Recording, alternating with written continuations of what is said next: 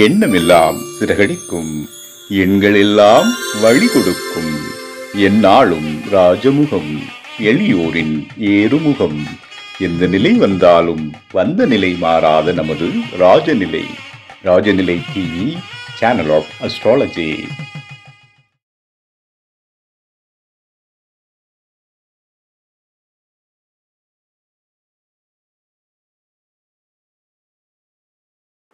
Rajanilai TV நேயர்கள் அனைவருக்கும் வணக்கம். நான் உங்கள் மிதுலா முருகேசன். இன்னைக்கு பாத்தீங்கன்னா நம்ம எண்கள் பயன்படுத்தாத இடமே கிடையாது. எல்லா இடத்துலயும் நம்ம எண்கள் பயன்படுத்திட்டே இருக்கோம். எந்த எண்கள் எடுக்கணும், அதை எப்படி எடுக்கணும், எப்படி பயன்படுத்தணும் அப்படிங்கிறத நம்ம ராஜநிலை ஆசான் ராஜசேகர் ஐயா கிட்ட கேட்டு தெரிஞ்சுக்கலாம். வாருங்கள் நிகழ்ச்சிக்கு போகலாம். ஐயா வணக்கம். ஐயா, இப்ப எல்லாருமே செல்போன் எண்கள் பயன்படுத்துறாங்க. வயசான பாட்டில இருந்து வயசு பொண்ணு, குழந்தை எல்லாருமே செல்போன் யூஸ் பண்றாங்க. இப்ப அவங்க எல்லாம் எப்படிங்க ஐயா செல்போன் என்ன தேர்ந்தெடுக்கிறது? இல்ல, அது இயற்கையாவே வாங்கிக்கிறாங்க. ராஜினா எண்கள் கேட்கும் போது ராஜினா எண்கள் கொடுக்க முடியும்.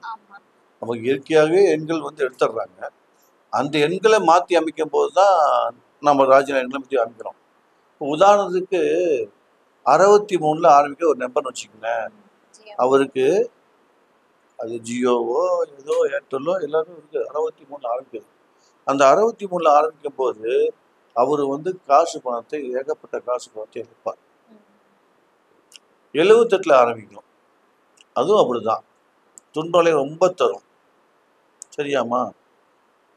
அதுக்கப்புறம் 82ல ஆரம்பிக்கும். 82ல ஆரம்பிக்க என்ன பண்ணும், டாப்ல உட்கார வச்சு கீழே தரணும்.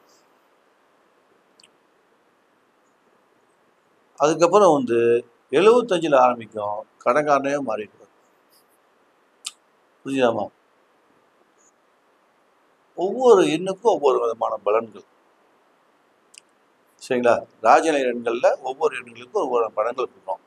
அப்போ அதான் நம்ம ஏற்கனவே சொன்ன மாதிரி ஒருவருடைய பிறந்த தேதி, மாசம், வருஷம் எல்லாமே கூட்டி கழிச்சு பார்த்து அவருக்கு எந்த எண்கள் சிறப்பு தரும், தொழிலில் எந்த எண்களை கொடுத்தால் வெற்றி பெறுவார், அவர் ஜாதகத்துல 10ஆம் இடம் எப்படி இருக்கிறது, 6ஆம் இடம் எப்படி இருக்கிறது, 2ஆம் இடம் எப்படி இருக்கிறது, வருமானத்துக்கு உண்டாது 2, 6, 10 வருமானத்துக்கு உண்டாது இதெல்லாம் எப்படி இருக்கிறது, 4, 8, 12 இந்த எண் இந்த கிரகங்கள் எப்படி இருக்கிறது ஜாதகத்துல, 1, 5, 9 எப்படி இருக்குது, 3, 7, 11 எப்படி இருக்குன்னு பார்த்து இதெல்லாம் பார்த்துட்டு அதற்கப்புறம் தான் நம்ம நம்பரை அமைத்து கொடுக்கணும்.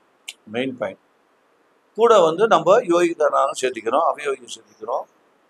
அதுக்கப்புறம் அவருடைய தசாபுத்தியை பார்த்துக்கிறோம்.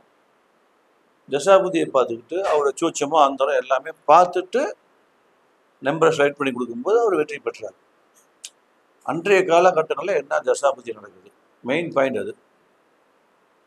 அன்றைய காலகட்டங்களில் அவருக்கு கால சூழ்நிலை எப்படி இருக்குது, அது அடுத்தது. அது இவை அனைத்தும் பார்த்த பிறகுதான் அந்த செல்போன் எண்களை தேர்வு செய்ய முடியும். அப்பொழுதுதான் அவர் வெற்றி பெறுவார். உதாரணத்துக்கு ஒருவருக்கு எண்களை தேர்வு செய்கிறோம் அப்படின்னு வச்சுக்கோமா. ஒரு எண்களை தேர்வு செய்கிறோம். அந்த எண் ஒரு மனிதனுக்கு வெற்றியை கொடுக்குமா கொடுக்காதா அப்படிங்கிற எண் அப்படிங்கிற ராஜநிலை ஜோதிடம் மட்டுமே தெரியும். ராஜநிலை ஜோதிடனால தான் வெற்றியை தேர்வு செய்ய முடியும். அதுலேயும் சில நண்பர்கள் கோட்டை விட்டுறாங்க. வகுப்பில் படிக்கும்போது சரிவர பார்க்காம அவங்க என்ன பண்ணுறாங்க, அறவர படிப்போட 60ஆம் நம்பரு, 37 இந்த மாதிரிலாம் எடுத்து, 35 இந்த மாதிரிலாம் எடுத்து கொடுத்துட்றாங்க. அது தவறு. படிப்பை கவனமாக அவங்க பார்த்துருந்தாங்கன்னா, கவனிச்சிருந்தாங்கன்னா அந்த மாதிரி எண்களை எடுத்து கொடுக்க மாட்டாங்க. ராஜ்யானி ஜோதிடருக்கு சொல்கிறேன், இந்த அறிவுரையாக சொல்கிறேன். சரிங்களா? ஒருத்தர் நம்ம யூடியூப்லேயே பேசியிருக்காரு, 25ஆம் நம்பர் ஒருத்தர் சிறப்பை தரும், ஒருத்தருக்கு சிறப்பை தராது அப்படின்னா. இல்லை 25 எல்லாத்துக்கும் சிறப்பை தராது. 25 பொறுத்த வரைக்கும் அனைவருக்கும் சிறப்பை தராது. ஒருவருக்கு கூட சிறப்பை தரும்போது தான் தராது, கண்டிப்பாக தராது. அது அது நான் குறைஞ்சி நான் என்னுடைய ஆய்வில், நீ அவர் எப்படி ஆய்வு பண்ணான்னு நமக்கு தெரியாது. அவர் கேள்வியாக கேட்டிருந்தாங்க. அடுத்தபடியாக இன்னொரு கேள்வி நேயர்கள் கேட்டிருந்தாங்க, ஐயா உங்கள் ராஜநிலை பிரகாரம் பரிகாரமே இல்லையே, 50,000 ரூபா பீஸ் கேட்குறாங்க, பரிகாரம் சொல்லி. அப்போ அவர் ராஜநிலை ஜோதிடரே கிடையாது.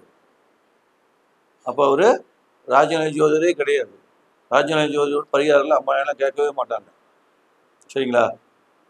சாதாரண செல்ஃபோன் எடுத்தால் 2000 ரூபா பீஸு, பெயர் அமைச்சு கொடுத்தா 2000 ரூபா பீஸு, வாகன எண் எடுத்துக்கிட்டா 2200 பீஸு, காருக்கு எண் நம்பர் எடுத்துக்கிட்டா 3200 பீஸு, ஒரு தனி மனிதனுக்கு பேக்கேஜ் போட்டால் 4200 பீஸு, ஒரு குடும்பத்துக்கு போட்டால் 10,000 ரூபா பீஸு. இவ்வளோதான் பீஸு ராஜநிலையில்.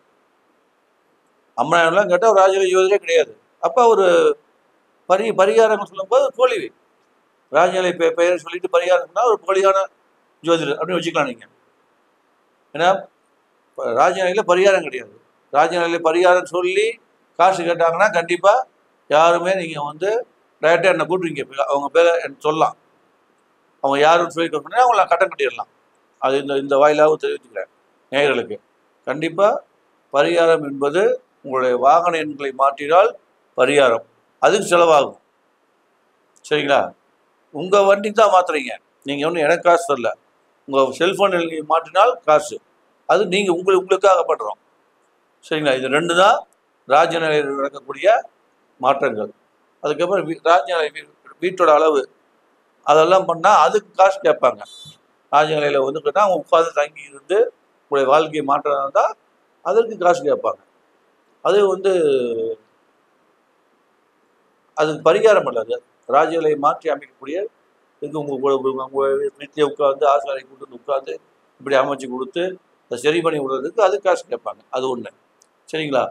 மற்றபடி பரிகாரம் என்பது ராஜநிலை ஜோதிடத்தில் இல்லை. செல்போன் எண்களை மாற்றி அமைத்தாலே போதும் வெற்றி பெற்றுவார்களா அப்படின்னு கேட்டால் நிச்சயமாக 50% கண்டிப்பாக வெற்றி பெறுவார்கள். சரியாமா? நிச்சயமாக 50% வெற்றி பெறுவார்கள். சரி, 50% வெற்றி பெற்று என்ன சார் பண்ணுறது? முதல்ல மன நிம்மதியாயிருவீங்க. மன நிம்மதி ஆகிட்டாவே ஆட்டோமேட்டிக்காக வெற்றி தான். அடுத்தது நீங்கள் என்ன பண்ணுறாங்க, அடுத்து என்ன தொலைவீங்க, அடுத்த ஸ்டெப்பு போக ஆரம்பிப்பீங்க. அடுத்த ஸ்டெப்பாக போக ஆரம்பிக்கும் உங்களை வாகன எண்களை பார்ப்பீங்க. உங்கள் வாகன எண்களை பார்க்க ஆரம்பிக்கும் போது ஆட்டோமேட்டிக்காக அதையும் மாற்றி கொடுப்பீங்க. சரிங்களா? அதையும் மாற்றத்துக்கு உண்டான வழியை நீங்கள் தொலைவ ஆரம்பிச்சிருவீங்க.